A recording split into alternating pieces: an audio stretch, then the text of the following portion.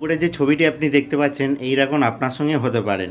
তো যদি কেউ আপনার সিম দিয়ে কোনো ক্রাইম করে দেয় তাহলে আপনার এই রকম জেল হয়ে যেতে পারে।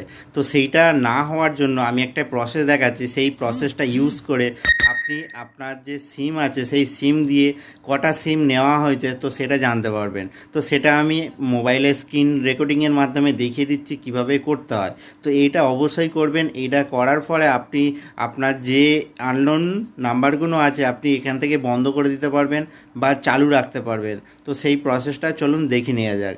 তো চলো আমার মোবাইলের হোম স্ক্রিনে চলে আসলাম। মোবাইল হোম স্ক্রিনে এরপরে আমাদের একটি ওয়েবসাইট ওপেন করতে হবে। তো তার জন্য আমরা গুগল ক্রোম ওপেন করব। তো গুগল ক্রোমে আসার পর এখানে ট্যাপ পপ বলে একটি ওয়েবসাইট আছে, এটা গভর্নমেন্ট ওয়েবসাইট, এখানে কোনো ভয় নেই।